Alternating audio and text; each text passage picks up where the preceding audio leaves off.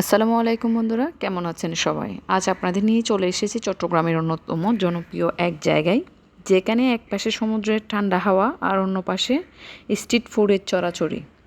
জায়গাটার নাম হলো আমাদের সবার প্রিয় পতেঙ্গা সমুদ্র সৈকত। বিচে যাওয়ার আগে রাস্তার ধারে কিছু দোকান থাকে স্ট্রিট ফুডের। আমরা সেখানে নেমে প্রথমে ট্রাই করলাম এক মামার দোকান থেকে এই ঝালমুড়িটা। মুড়িগুলো একটু বেশি শক্ত ছিল বিধায় আমি আর অন্য কোনো কিছু ট্রাই না করে সোজা চলে গেলাম বিচের দিকে। এখানে অনেকগুলা স্ট্রিট ফুডের দোকান আছে, তো সেখান থেকে না খেয়ে আমি চলে গেলাম এক ফুচকা মামার দোকানে। এখান থেকে এক প্লেট ফুচকা খেলাম।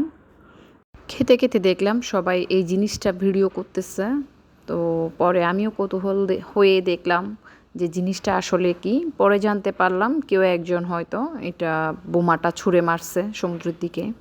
আসলে আমি জানি না এই কাজটা করা কতটা উচিত বা অনুচিত, তো আমিও আপনাদের জন্য একটা ছোট্ট করে ক্লিপ নিয়ে নিলাম। সেইখান থেকে তারপর চলে গেলাম আমার প্রশান্তির একটা জায়গা, চট্টগ্রামের নেভালের দিকে। কারণ আমার যতবারই চট্টগ্রামের পতেঙ্গার দিকে যাওয়া হয় ততবারই আমি কিন্তু নেভালে যাই, আমার ভালোই লাগে।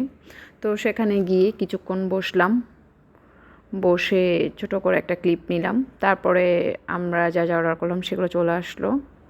নেভালের অন্যতম বিখ্যাত পেঁয়াজু আর হচ্ছে কাঁকড়া বোনা।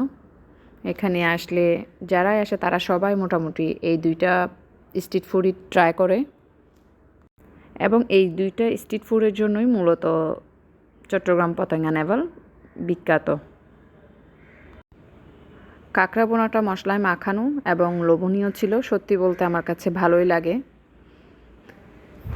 সেই সাথে মুচমুচে পেঁয়াজু, যা সমুদ্রের হাওয়ায় খাওয়ার আনন্দই হচ্ছে আলাদা, যেটা চট্টগ্রামের মানুষরাই একমাত্র ফিল করে। সেই সাথে নিয়ে নিলাম মালাই চা। মালাই চাটা সত্যিই অসাধারণ ছিল। তারপর একটু বসে রিল্যাক্স করে আমরা বাসায় চলে আসলাম। Thanks for watching.